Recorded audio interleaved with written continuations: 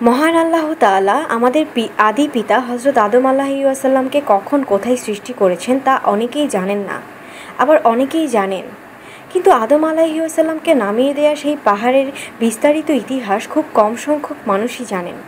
তাই এখন জেনে নিন সেই অ্যাডাম পিক বা আদম চূড়ার বিস্তারিত ইতিহাস। শ্রীলঙ্কার দক্ষিণ পশ্চিম সীমান্তের শ্রীপাডা নামক প্রদেশে এই চূড়াটি অবস্থিত। খ্রিস্টান, হিন্দু, বৌদ্ধ ও মুসলিম এই 4 ধর্মের অনুসারীদের কাছে অতি পবিত্র এই চূড়াটি।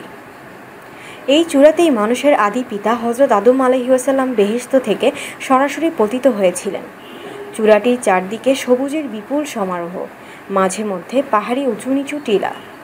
পাহাড়ি চূড়ার আশেপাশে রয়েছে অসংখ্য ছোট নদী ও পাহাড়ি ঝর্ণা, সব মিলে এক মায়াবী নয়নাভিরাম দৃশ্য। হযরত আদম আলাইহিস সালাম বেহেশত থেকে পতিত হন শ্রীলঙ্কায়, আর আদিমাতা হযরত হাওয়া আলাইহিস সালাম পতিত হন জেরুজালেমে। শ্রীলঙ্কা থেকে জেরুজালেমের দূরত্ব কয়েকশো হাজার বর্গ কিলোমিটার। মহান প্রভুর কাছে অনেক অনুতাপের পর উভয়ে মিলিত হন মধ্যপ্রাচ্যে।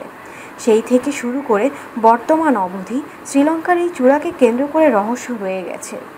হযরত আদম আলাইহিস সালাম এই চূড়ায় পতিত হয়েছিলেন বিধায় এই চূড়াটিকে বলা হয় আদম চূড়া বা অ্যাডাম পিক।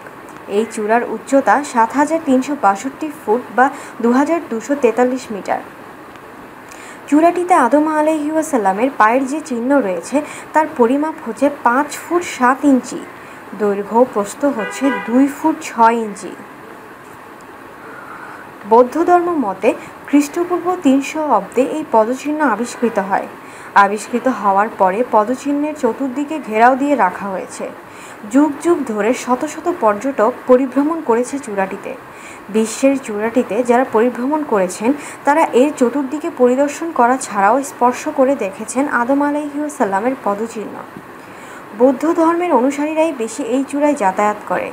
এই ধর্মের অনুসারীরা মনে করেন এই চূড়াটি তাদের অস্তিত্বের আদি প্রতীক। তবে চূড়াটিতে যাওয়া কোনো সহজ ব্যাপার নয়। প্রথমে নৌকা কিংবা পানিতে চলে এমন ধরনের যানে আরোহণ, তারপর পায়ে হেঁটে উঁচু পাহাড়ে ওঠা, সেখান থেকে অনেক কষ্টের মাধ্যমে চূড়ায় উঠতে হয়। তবে এরই মধ্যে ঘটতে পারে নানা ধরনের বিপত্তি। সাপ, বিষাক্ত পোকামাকড়ের কামড়ে মৃত্যুও ঘটতে পারে অনেকের।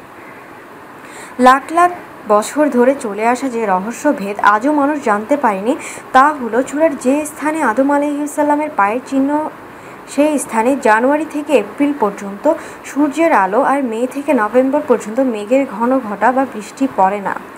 এমন আরও অনেক রহস্য আছে এই চূড়াটিকে কেন্দ্র করে। অতি চমৎকার এই চূড়াটি বছরের পর বছর অবিকল রয়ে গেছে। এর সৌন্দর্য এতটুকু হ্রাস পায়নি।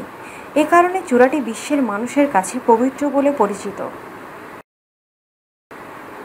আপনাদের কি মতামত বন্ধুরা? কমেন্ট করে জানিয়ে দিন, আর অবশ্যই সাবস্ক্রাইব করুন। ধন্যবাদ।